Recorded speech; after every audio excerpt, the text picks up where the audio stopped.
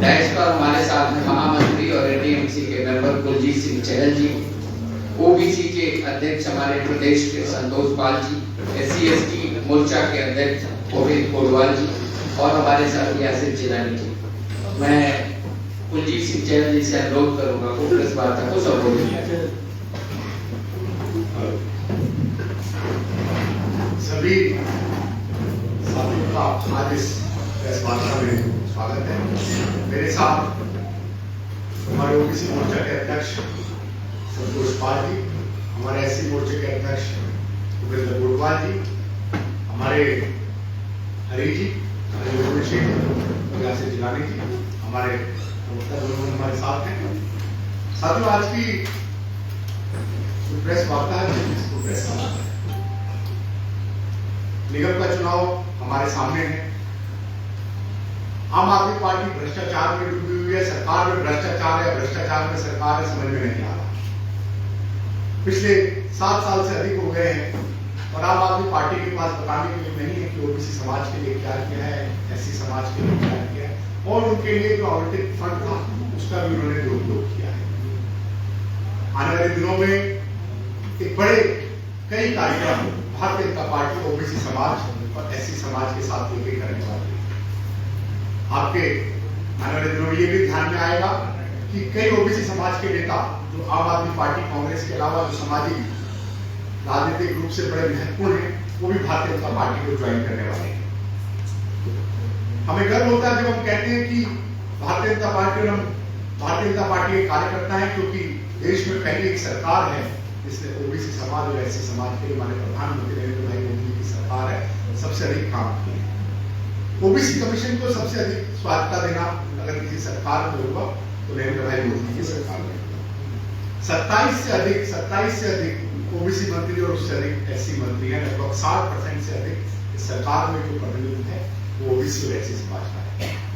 जितनी भी अंत्योदय योजना है, चाहे वो उज्ज्वला योजना हो, चाहे वो हर घर नल जल की योजना हो, चाहे मेकिंग स्टैंड अप हो, स्टार्टअप हो, जितनी भी योजनाएं हैं रोजगार को लेकर, अंत्योदय को लेकर, उसमें सबसे अधिक भागीदारी जो मिली है वो मेरे ओबीसी और SC समाज को उसकी भागीदारी मिली है। और उसका परिणाम भी देखते होंगे जब उत्तर प्रदेश में सभी पार्टियां एक हो गई तो पुनः योगी जी की सरकार नरेंद्र भाई मोदी जी के नेतृत्व में बनकर आई और बाकी राज्यों में भी वो सरकार बनी। जब हम ओबीसी की बात करते हैं तो मेडिकल शिक्षा में आरक्षण की बात हो, विश्वविद्यालय में शिक्षा की भर्ती की बात हो, स्कूलों में आरक्षण की बात हो, कामगार की योजनाओं की बात हो, ऐसी कुछ महत्वपूर्ण अनेकों योजनाएं हैं जो माननीय मोदी जी ने, माननीय प्रधानमंत्री मोदी जी ने ओबीसी समाज के लिए।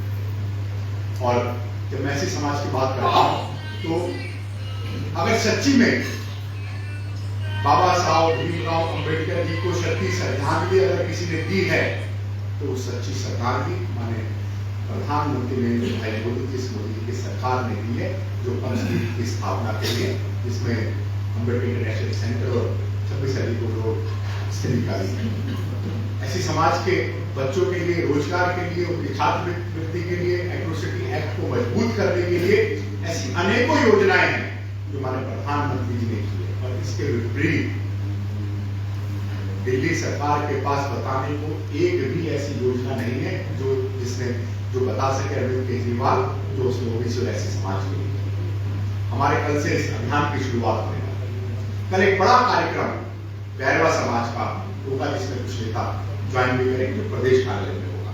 एक दूसरा कार्यक्रम का हमारा विश्वकर्मा समाज का होगा जिसमें कुछ और नेता भी ज्वाइन करेंगे। ये हमारे 250 वार्ड में इस तरह के नीचे तक जाके कार्यक्रम होंगे और प्रदेश स्तर के सभी कार्यक्रम होंगे, क्योंकि दिल्ली में बहुत बड़ी संख्या ओबीसी और SC समाज की है जिन्होंने अपना मन बना लिया है कि जो अरविंद केजरीवाल का भ्रष्टाचार था, जो कुशासन था, जो उसके शराब की दलाली थी, चाहे हवाला कारोबार थे, जो बच्चों को शराब की लत लगाने की कोशिश करी गई है, उसके विरोध में वो भारतीय जनता पार्टी के वो वोट देंगे, भारतीय जनता पार्टी का समर्थन देंगे और ऐसे बहुत लोग हमारे टच में भी। साथियों, भारतीय जनता पार्टी पिछले 15 साल से निगम में है। निगम की भी ऐसी अनेकों योजनाएं हैं, चाहे सफाई कर्मचारियों को पक्का करने की बात हो, चाहे नए रोजगार देने की बात हो, चाहे ओबीसी और SC समाज को कि बच्चों को स्कूलों में शिक्षा देने की बात हो, मुफ्त किताब देने की बात हो, तो निगम ने भी ऐसी अनेकों योजनाएं जो पार्क को डेवलप किया, जिनको किया, जिनसे समाज को बेनिफिट मिला। और साथियों, जब हम पंक्ति में खड़े अंतिम व्यक्ति के उत्थान की बात करते हैं, पंडित दीनदयाल उपाध्याय जी के अंत्योदय की बात करते हैं, तो उसमें देखते हैं कि माननीय प्रधानमंत्री नरेंद्र मोदी जी ने जो पिछड़ा वर्ग है, जो एससी वर्ग है, उसके उत्थान के लिए जो नारा दिया कि सबका साथ, सबका विकास, सबका विश्वास और सबका प्रयास, वो अपनी योजनाओं में भी दिखता है। और उस योजनाओं का परिणाम था कि उत्तर प्रदेश में समाज ने और सभी समाज वर्गों ने डटकर भारतीय जनता पार्टी को वोट दिया, बाकी प्रदेशों में भी दिया और लोकसभा चुनाव में भी दिया। उसी तरह इस दिल्ली नगर निगम के चुनाव में भी आने वाली सभी सीटों पर भारतीय जनता पार्टी की जीत होगी। हमारी लगभग 42 सीट ऐसी समाज की है, बहुत अधिक सीटों पर हमारे ओबीसी समाज के भी प्रत्याशी चुनाव लड़ेंगे जो केंद्र ने तय किए, पर सभी सीटों पर इस समाज का बड़ा समर्थन और बाकी सब समाज का भी समर्थन हमें मिलने वाला है। मेरे साथ मेरे ओबीसी मोर्चा के अध्यक्ष खुद निगम के लीडर ऑफ हाउस रहे, मैं संतोष पाल जी से एक बार निवेदन करता हूँ कि कुछ चीजें आपके सामने रखेंगे और उसके बाद भूपेंद्र गोलपाल जी। साथियों,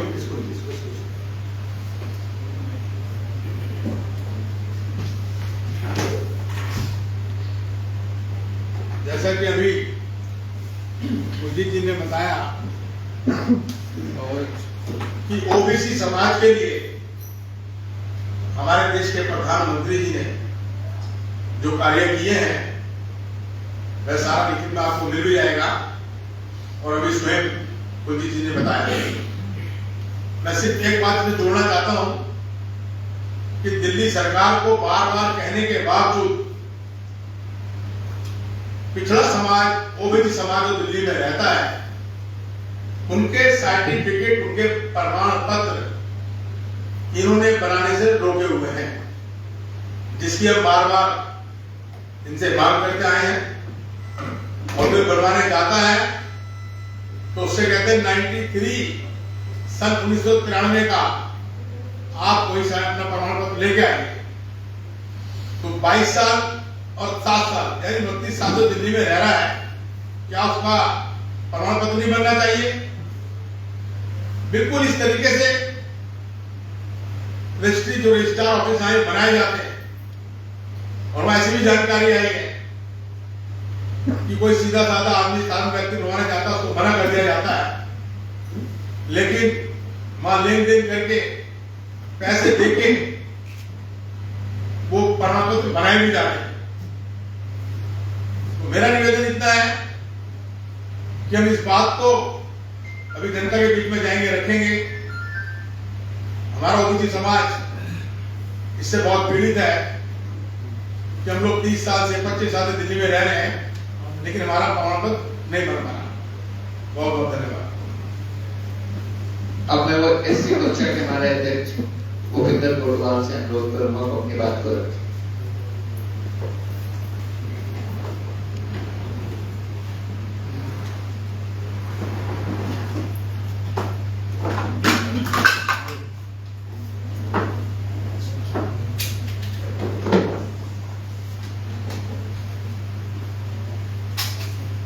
सभी मीडिया के बंधुओं को मेरा सादर नमस्कार।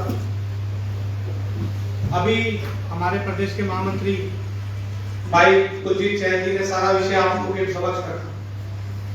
हमारा ये अभियान 1 से 15 तारीख तक चलने वाला है। 1 से 15 तारीख के बीच में हम सभी 250 वार्डों में हमारी अनुसूचित जाति की रिजर्व विधानसभाओं में विशेष रूप से हम इस अभियान को चलाने का प्रयास करेंगे। इस अभियान में हमारी जो अनुसूचित जाति की लगभग 32 जातियां हैं, 32 जातियों का, सभी जातियों का एक बड़ा सम्मेलन कहीं ना कहीं होगा।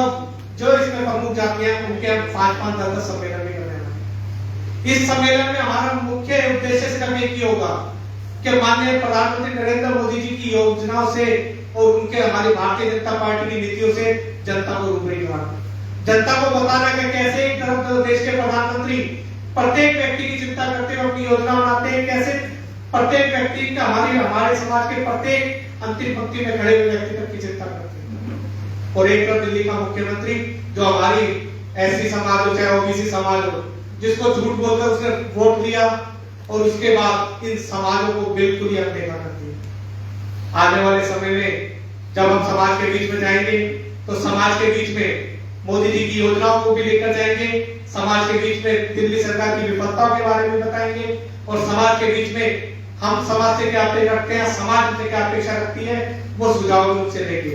हमारा आने वाले दिनों में जब घोषणा पत्र बनेगा तो उन सुझावों को भारतीय जनता पार्टी प्राथमिकता देते हुए उन लोगों के सुझाव के आधार पर घोषणा पत्र भी बनाएगी, ऐसा भी हम सब लोगों ने निर्णय लिया। अब इन बातों के साथ मैं अपनी वाणी को रखता हूं। आपके कोई सवाल?